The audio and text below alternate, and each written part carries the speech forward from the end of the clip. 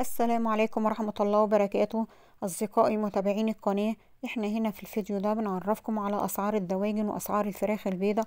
بس يا ريت فضلا وليس أمرا نعمل لايك للفيديو واشتراك في القناة عشان يوصلكم الأسعار الدواجن من قلب البورصة، واشتراككم في القناة شرفا كبيرا لنا.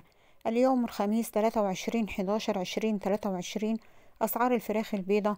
تعالوا بينا نعرف الأسعار الجديدة النهاردة جملة من المزرعة، وإن شاء الله انتظروا فيديو مسائي نعرفكم فيه الأسعار جملة وقطاعي من المحلات. سجل اليوم البط البلدي 100 جنيه مزرعة. البط الفرنساوي سجل اليوم 65 جنيه مزرعة. البط المسكوفي سجل اليوم 90 جنيه مزرعة. البط المولار سجل اليوم 80 جنيه مزرعة.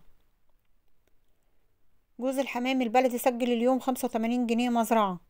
جوز السمان سجل اليوم 50 جنيه مزرعة.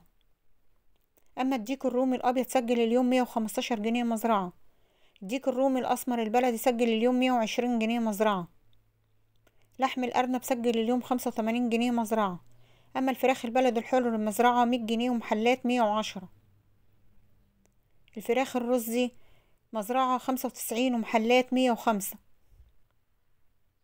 أما أمهات الأحمر البياض في انخفاض في سعرها الآن وسجلت اليوم 58 جنيه مزرعة.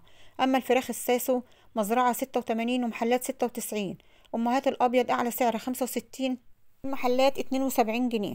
أما الفراخ البيضاء النهاردة المعلن 62 وتنفيذ 61، وفي المحلات 68 جنيه. وبكده الفيديو خلص، ولو عجبكم الفيديو لا تنسوا الاشتراك في القناة واللايك عشان يوصل لأكبر عدد، ولا تنسوا تصلوا على سيدنا محمد صلى الله عليه وسلم، واشتراككم في القناة شرفا كبيرا لنا. والسلام عليكم ورحمة الله وبركاته.